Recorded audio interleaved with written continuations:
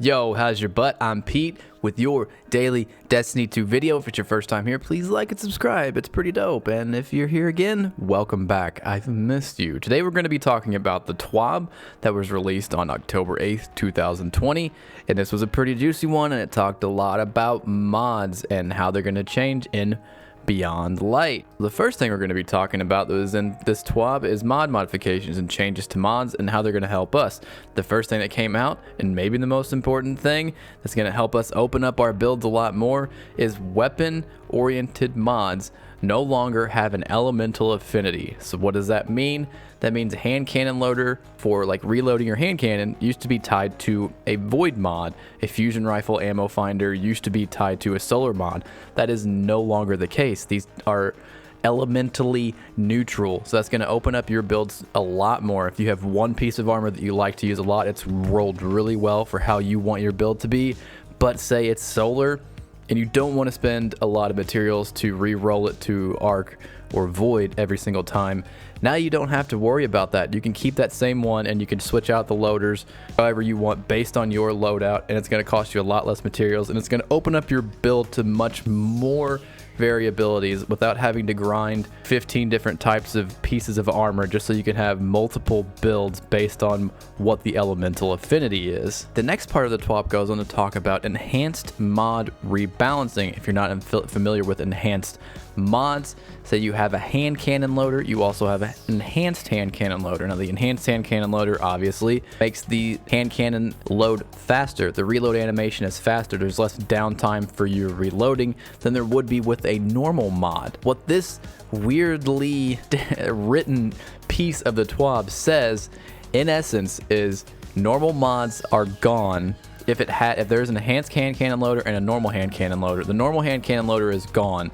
The enhanced hand cannon loader is the effect that you will get, but the cost of it has gone down. So they've initially just kind of melded the cost, put an average of the two costs per the mods together, but they've kept it the same speed as the enhanced version. I know that's a little weird to say. Once it comes out, I think it'll make more sense. And if you have any more questions about that, I would love to explain this further in detail because it makes sense to me, but it's worded really odd in the TWAB. And once again, to make myself clear, this is affecting mods that have an enhanced version. If they don't have an enhanced version, then this new change does not affect them. Overall, I think this is actually another really good change for us as players.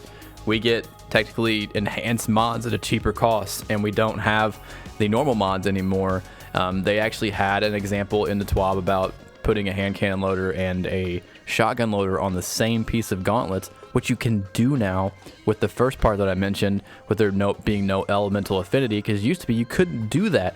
You couldn't have a hand cannon loader and a shotgun loader on at the same time because they don't have the same elemental affinity. One's arc, one's void. Now you can get both, and now you can get the enhanced version at a much lesser cost for both of them. So this is actually really, really good.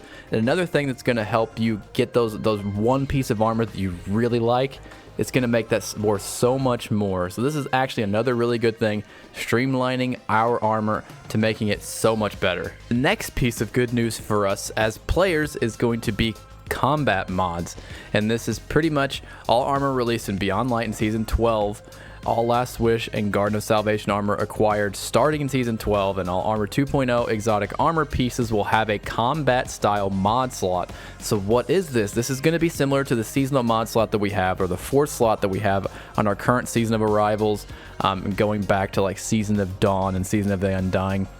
All those mod slots, we're going to have a general mod slot for all of those coming, starting with Beyond Light in Season 12. So what does that mean for us? Well, it can put any and all Charged with Light mods, and any and all Warmind Cell mods, and any and all Nightmare Hunt, Garden of Salvation, and Last Wish mods. And this is normal mods. This isn't the raid mods that we're going to be talking about here shortly. This is normal armor. This is absolutely insane.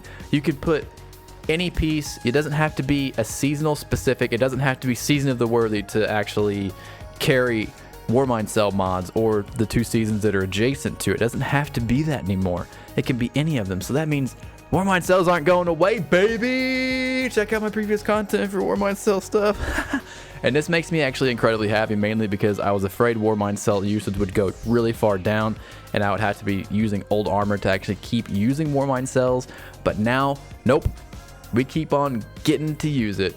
So now moving on to the final piece that I wanted to talk about in the TWAB, the juiciest piece that caused so much drama on Twitter is regarding raid mods. So all of the new raid armor that we're going to be getting, so Last Wish, Garden of Salvation, and Beyond Light, now drops its own 5th dedicated armor slot already in it, so you can slot its own raid armor in that slot along with the seasonal mod slot, the combat mod slot is what's the new part's going to be called. So you can have Charge with Light and you can have the raid mods all in one for that raid armor, which is amazing. So you don't have to switch out armor pieces every single time you do a different raid, and you don't have to, you know, give up some of your Warmind cell or Charge with Light mods so you can put on raid armor.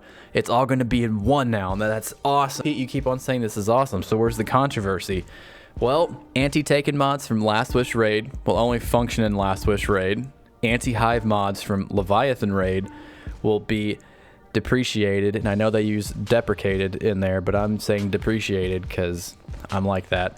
And anti-fallen mods will only be able to be used in Scourge of the Past. Is pretty much what they're saying. So taken armaments, hive armaments, fallen armaments, and all of the other enemy race based mods will only be effective in the raids that they dropped from. Now this is huge, mainly because of armaments. Armaments have been such a pain and a pleasure for others, depending on who you are and what activity you're playing. If you're playing difficult content, like say solo flawlessing a dungeon, or possibly maybe some speed runs or something, armaments have been your best friend. You're gonna have heavy, you don't have to think about heavy, you don't have to slot specific things for heavy ammo finder or any kind of scavengers or anything like that. You just throw a grenade, kill the enemy, and you get heavy in your inventory already. Don't even have to pick it up. It's an absolutely ridiculous mod that I'm surprised that it's ever had. We had some ridiculous stuff in Destiny 2, but if you actually think about this mod, it is actually ridiculous. So this isn't going to be usable in any other content other than the raids that they dropped in, which a lot of people don't really like. They feel as though that the heavy ammo economy isn't good enough in Destiny 2 to supplement getting rid of these mods. This is going to change the way a lot of people do current things, especially, like I said, the really difficult things like solo flawlessing stuff, doing speed runs, these things that are really high level content that people are actually creating for themselves that may not actually be a challenge in the actual game, but people are creating those challenges for themselves. Lots of people are really upset about this. I, for one, think it's a good thing. It's going to make Gambit it's going to make Gambit so much nicer that not, you know, every single time you come over, somebody's not going to have a full magazine of Xenophage in your face. I think it's just something that, you know, is going to be useful. Having to manage your ammo and having to actually, you know, manage your ammo in a shooter is okay. I don't have a problem with these going. Yes, it was kind of nice and cushy to have these whenever you're doing your solo flawless things, you're doing difficult content. But overall, I think this is a good step in the right direction for Destiny content, especially for the same people that were complaining about taking armaments being in the game, and they were probably saying the game was too easy. Well, guess what? It just got a little harder now. But that's it for today, guys. Thank you for watching the video. If you liked what you saw, please like and subscribe. Leave me a comment down below. Tell me what you feel about this, how you feel about these changes. If you like any of these, like the combat mods, getting rid of the affinity, the new raid mods, the new slot, or maybe just you're pissed off because they're getting rid of armaments. But I'll check you next time, guys. Have a good one.